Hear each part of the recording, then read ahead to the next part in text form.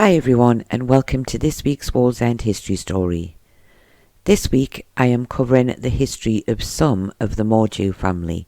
I can't really cover them all as it was quite a big family, but I am hopefully covering the more interesting members, and this will also include a little bit of history about the school and the schoolhouse on the green, among other things. I hope that you will find it interesting. It would seem that when it was first built, both the school and the schoolhouse had been a private residence belonging to the Muncaster family.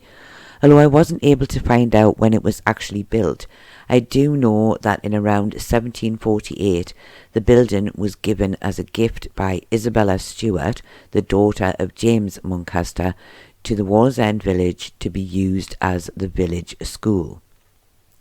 The first schoolmaster was Joseph Mordue. Joseph was born in around 1752. I have to say at this point that the history of the parish of Wallsend suggests that Joseph's father was also called Joseph, but my research suggested his father was actually called Thomas and that his mother was called Mary. There are some other little differences between the book and my research, as I found that Joseph married Isabella Turner in February of 1779, but the book suggests that he married in 1788. I believe that the 1779 date is more accurate, as his son Joseph was born in 1785. But as the book would have been written at a time before Ancestry and Find My Past, etc., most dates would have been what people thought, so may not be as accurate. Also, his son Joseph, who was born in 1785, had sadly died, and another son, also called Joseph, was born in around 1793 or possibly 1796. And this may have been another reason why it was thought that Joseph and Isabella had not married until much later, as some of the early children may not have been known about, making people think that they had not married until a later date. As schoolmaster, Joseph's duties were to teach no more than 60 children of the parish, and each child would pay 5 shillings a quarter to learn to read and 6 shillings a quarter to learn arithmetic. I did not find mention of any other subjects at the time. However, it has to be assumed that reading and arithmetic would have been seen as the main subjects that everyday people had to learn at the time. Joseph was also responsible, believe it or not, for keeping the geese and chickens off the village green. It would seem that this was something he was not very good at, with the chickens and geese often being found where they were not supposed to be. Also, on one occasion, the authorities of the time, known as the 4 and 20, decided to withhold his salary until he smartened up his appearance. But I would imagine that it was not easy to look spick and span whilst teaching children and chasing chickens and geese around the village green. Joseph continued as schoolmaster until his death in 1818 at the age of around 65, and he was buried in St. Peter's churchyard. His wife outlived him by 25 years and died in September of 1843 at the age of around 91 years, and is also buried in St. Peter's churchyard. Joseph's son, as we've already said, also called Joseph, took over the role of schoolmaster from his father. I have not actually found out if his duties would have included chasing the chickens and geese like his father had had to do, but hopefully not, as he was a very busy man and would probably not have had time to do that. He had married Phyllis Fisher in around 1827 at St. Peter's Church, and they had at least 12 children. Joseph was not just schoolmaster, he was also the parish clerk, and he had a brick and tile works at Wallsend. He was also responsible for the brewery on Crowbank. He had a lime works in Wallsend and also a ballast works. And just to add to his list of jobs, he also ran the Davy Inn, hence why he would not have had time to chase chickens and geese around the village green. Joseph Mordue continued as schoolmaster on the green, but slowly the number of pupils began to decline, and by at least 1835 the school was closed. At this point, Joseph was allowed to continue living in the house until it was needed again as a school. A very short time after this, a meeting was held and it was suggested that Joseph should pay 10 shillings a year for living there. However, Joseph never paid his rent. It doesn't appear that anything was ever done about this, and the family lived out their lives in the schoolhouse rent-free. I have tried to find details of the brewery in the old newspapers, but have drawn a blank. Perhaps I did not put the right words into my search, as nothing really came up.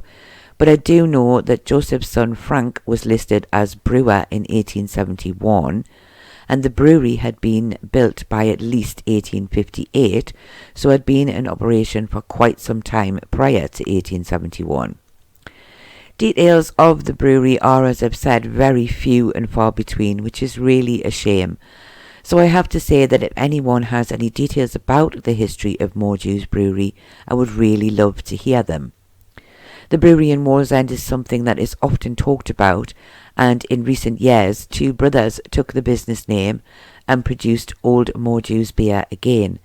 I believe it became quite a success, with beers known by names such as Worky Ticket and Raji Gaji. After Joseph's death, however, his sons managed the original brewery until it closed in around 1879. Joseph, as I said earlier, was also the owner of the Davy Inn on Davy Bank, and he had been the owner since around 1858.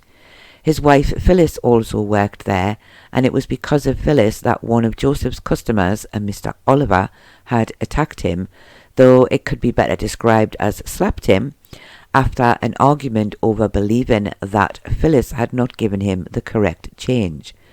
Mr. Oliver found himself in court over this and was fined 40 shillings and costs. When Joseph died in 1872, his son Francis took over ownership of the Davy Inn, and when Francis died, his wife Margaret took over. It continued to be passed down the family line, with the last Mordue to run and own the pub being Joseph's daughter Isabella, who continued to run the pub until her death in around 1921 at the age of about 83. Phyllis, Joseph's wife, died in around 1871 and is buried in St. Peter's churchyard. Joseph, as previously mentioned, died in 1872 and is also buried in St. Peter's churchyard.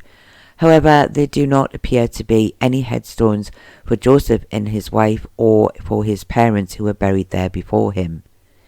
In the January following his death, Joseph's estate was passed to his children, amounting to the sum of around £1,500, which today would be around £200,000.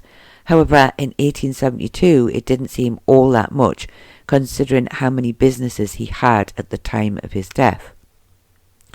In around 1870, although this is very much just an estimated date, Frank Mordue built Dean House in what was then the garden belonging to the old schoolhouse. I have tried to find details of the permission to build, but have not been able to locate them. But I was of the understanding that they didn't actually own the land to build on, as they did not own the school and the schoolhouse, so no doubt this caused a few issues at the time. And also at the time of the building it was classed as being on the outskirts of the village green, but today we see it as being very much part of the green. Thomas Mordue, another of Joseph's sons, was also a busy man and could count George Stephenson as a personal friend, and he had worked for the Stephenson Company for many years, only retiring after 23 years when he, along with his brothers and sisters, had inherited their father's business ventures after his death. Thomas died at Dean House in October of 1894. It was stated that just prior to his death he had been in 2 serious accidents, both of which had involved him being thrown from a carriage. One had left him just bruised and shaken, and the other had left him with a dislocated shoulder and other cuts and bruises. His friends felt these accidents had affected his general health, so when he took ill a few days before his death with a chill, it was no surprise to them that he took to his bed and never recovered, dying at the age of only 56 years. He was buried in late October, possibly the 31st, at Jesmond Old Cemetery. Thomas, Joseph and Isabella are all mentioned on a headstone which can be found in Jesmond Old Cemetery. I have to be entirely honest here and say that I have no idea why they are buried in Jesmond, as Isabella and Thomas both definitely died in Wallsend, and Joseph, who is the son of Joseph and Phyllis — there are too many Josephs and it can make things a little bit confusing — he also most likely died in Wallsend. Perhaps they just simply felt that they did not want to be buried in St. Peter's Churchyard, which by now would have been quite full. The photos that you can see on screen at the moment are ones that I took on a visit to Jesmond Old Cemetery a couple of years ago. I'm sure that there is a lot more that could be said about the Mordue family. They have all certainly played their part in the history of Wallsend and other areas, but I think that it is better just to cover some of their history, or this video would end up being rather long.